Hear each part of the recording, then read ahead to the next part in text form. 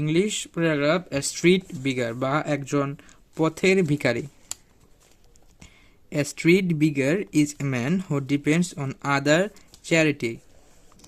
অর্থাৎ একজন পথের ভিখারি হলো এমন একজন ব্যক্তি যে অন্যের দানের উপর নির্ভর করে। He is a familiar figure in our country. অর্থাৎ সে আমাদের দেশে একজন পরিচিত ব্যক্তি। He is usually seen to beg standing by the road side.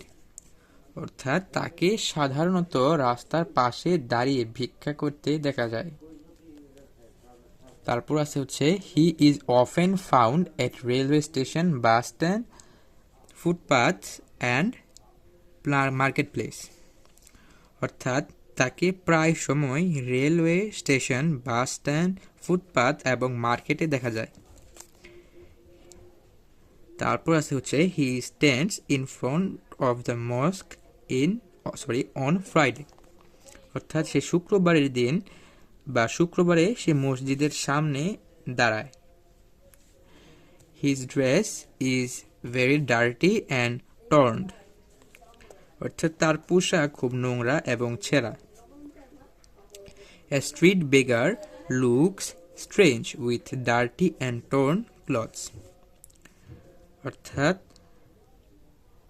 ময়লা এবং ছেঁড়া কাপড়ে একজন পথের ভিখারিকে বিস্ময়কর দেখায়।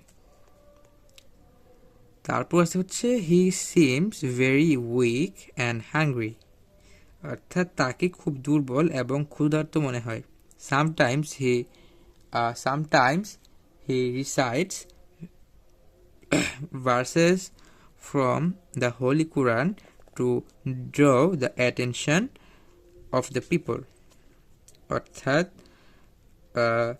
মানুষের দৃষ্টি আকর্ষণের জন্য সে মাঝে মাঝে কোরআন থেকে বা কোরআনের আয়াত পাঠ করে।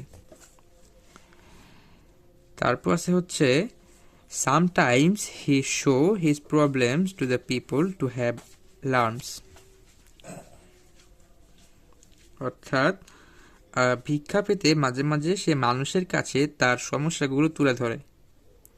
When a giver gives a coin, he prays to God for the giver. অর্থাৎ যখন একজন দাতা তাকে কিছু দান করে তখন সে সৃষ্টিকর্তার কাছে তার যে টাকা দান করবে বা সেই দাতার জন্য প্রার্থনা করে।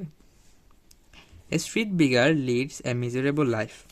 অর্থাৎ একজন পথের ভিখারি বা একজন পথের ভিক্ষু খুব শোচনীয় জীবনযাপন করে। He gives very small amount in a day. অর্থাৎ সে দিনে খুব সামান্য উপার্জন করে বা সামান্য আয় রোজগার করে। He lives from hand to mouth. অর্থাৎ সে দিন আনে দিন খায়। এটা হচ্ছে আমাদের গ্রুপ ভার্ব যারা পড়ছো তারা গ্রুপ ভার্বসের মধ্যে এটা পড়ছো বা অ্যাপ্রোপ্রিয়েট প্রিপোজিশন এর মধ্যে এগুলা কিন্তু আছে। যে হ্যান্ড টু মাউথ মানে হচ্ছে দিন আনে দিন খায়। তারপর আমাদের শেষ লাইনটা কি? শেষ লাইনটা হচ্ছে উই শুড রিহেবিলিটেট হিম। অর্থাৎ আমাদের উচিত তার পুনর্বাসন করা। অর্থাৎ আমাদের তার পুনর্বাসন করা উচিত। সো এটা ছিল আমাদের আজকের প্যারাগ্রাফ এ স্ট্রিট বিগার। তো এটা ছাড়া আমি যদি তোমাকে বাংলাটা দেখাতে চাই যেটা আমি পড়ছি সেটা হচ্ছে এটা এই প্যারাগ্রাফটা কিন্তু